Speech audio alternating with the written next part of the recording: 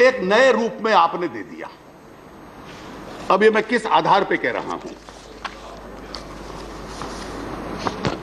इस सदन में बहुत पहले नहीं, 23 अगस्त को हमारे साथी श्री नरेश गुजराल ने एक प्रश्न पूछा था कि कितना पैसा खर्च हो रहा है मौजूदा योजनाओं पे, और ये कानून बन जाएगा तो कितना खर्च होगा। मंत्री जी ने जवाब दिया और मैं उनका जवाब पढ़ता हूं। Now it is 2013, even if there is no food security bill, our subsidy will go up to 1,13,000 crores.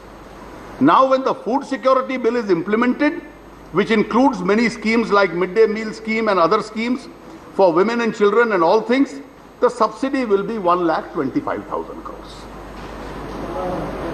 तो 12,000 करोड़ रुपया मौजूदा योजनाओं में हम और जोड़ देंगे। ये मंत्री जी का, थॉमस साहब का ये कहना था। मैंने बजट के जो डॉक्यूमेंट्स थे उन सारे दस्तावेजों को पढ़ा कि पिछले मौजूदा साल के बजट में खाद्यान्न की जितनी योजनाएं हैं उनके ऊपर आपने कितना अमाउंट एलोकेट किया है। Food subsidy via targeted public distribution schemes including 10,000 crore जो एडिशनल कहा, 91,034 crore. Mid day meal scheme 13,215, integrated child development scheme 17,700, national food security mission 2,250, national nutrition mission computerisation of PDS 200, ware housing 145। यह मौजूदा budget में प्रावधान था और यह प्रावधान 1,13,000 करोड़ का नहीं था जो आपने कहा। मैंने इसको कुल योग लगाया तो इसका कुल योग है 1,24,844।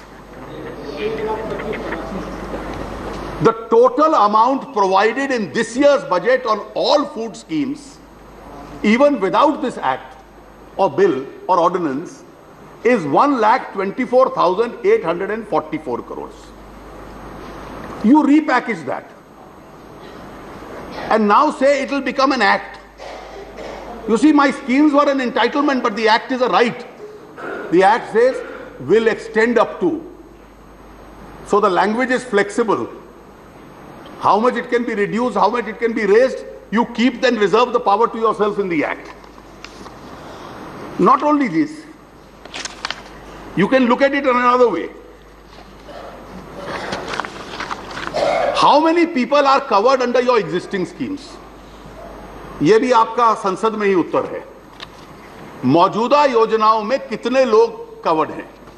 अलग अलग एस्टिमेट है कि परिवार में 4.6 लोग होते हैं कि 4.8 होते हैं। We can keep that academic argument apart. मौजूदा जितनी योजनाएं हैं उसमें सस्ता अनाज कितने लोगों को मिल रहा है? 82 करोड़ 90 लाख, 82.99 करोड़। अगर आपका पूरा ये एक्सटेंड अप टू छोड़ दिया जाए और 75% रूरल और 50% अर्बन ले लिया जाए आज की जनसंख्या के आधार पर, तो this 82.99 crores will become 81.37 crores. What a great achievement. So you have extended it to more people. You have in fact cut down the number of people. Now what do you do with states, and many states, and here this is a council of states, therefore I raise the issue of states. Many states are represented through their members elected in the Rajya Sabha here. And that is what the chief ministers are writing to you. There are states with existing schemes which are superior. आप 5 kilo अनाज देंगे, अगर 4.6 या 4.8 भी ले लिया जाए परिवार का औसतन साइज, तो 23 या 24 किलो अनाज हो गया।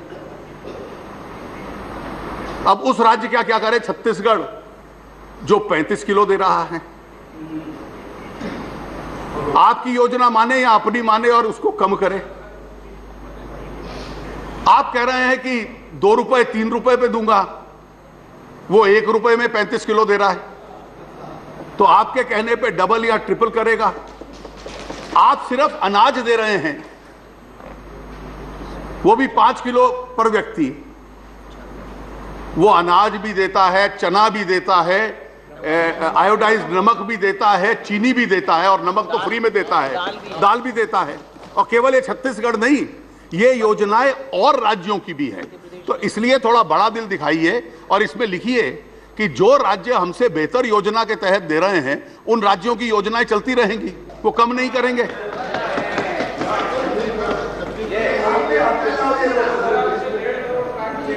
आपकी जो योजना है वो केवल अनाज की है, फूड ग्रेन की है। उनकी जो न्यूट्रिशियस वैल्यू है, उनकी जो न्यूट्रिशियस वैल्यू है, वो न्यूट्रिशियस वैल्यू, उसमें प्रोटीन भी है, अन्य चीजें भी हैं, उसमें और सुधार की गुंजाइश हो सकता है। तो इसलिए मेरा जो मूल प्रश्न है, विस्तृत रूप से मेरे वरिष्ठ सहयोगी वेंकैया जी इस पे बोलेंगे कि ये कौन सी आफत आ रही थी कि इतनी जल्दी थी। मौजूदा योजनाएं थी, 1,24,000 करोड़ से ज्यादा उनके ऊपर खर्चा किया जा रहा था, उसको 1,25,000 करोड़ में बदलना है। राज्यों में यह चल रही है। अगर इंटाइटलमेंट को राइट बदलना है तो 30 दिन की प्रतीक्षा भी हो सकती थी, लेकिन फिर ये एक्सटेंड अप टू ना करते आप।